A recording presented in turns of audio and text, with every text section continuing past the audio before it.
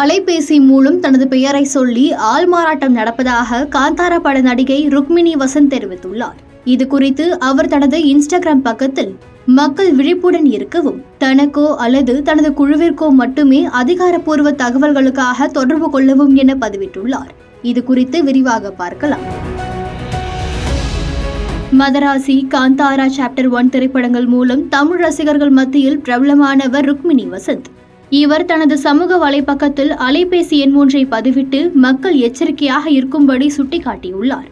அதில் பதிவிட்டுள்ள அந்த எண் என்னுடையது அல்ல என்பதையும், அதிலிருந்து வரும் எந்த செய்திகளும் அல்லது அழைப்புகளும் முற்றிலும் போலியானவை என்பதையும் தெளிவுபடுத்த விரும்புகிறேன் என்றும், தயவு செய்து இது போன்ற செய்திகளுக்கு பதிலளிக்க வேண்டாம் என தெரிவித்துள்ளார்.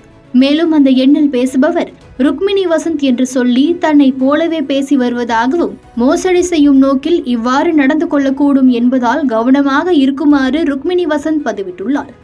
மேலும் இந்த ஆள்மாறாட்டம் சைபர் குற்றத்தின் கீழ் வருகிறது. இது போன்ற மோசடி மற்றும் தவறான செயல்களில் ஈடுபடுபவர்கள் மீது தகுந்த நடவடிக்கை எடுக்கப்படுகிறது. எந்த ஒரு தெளிவுபடுத்தலுக்கும் அல்லது சரிபார்ப்புக்கும் நீங்கள் நேரடியாக என்னையோ அல்லது எனது குழுவையோ தொடர்பு கொள்ளலாம். உங்கள் புரிதலுக்கும் ஒத்துழைப்புக்கும் அனைவருக்கும் நன்றி.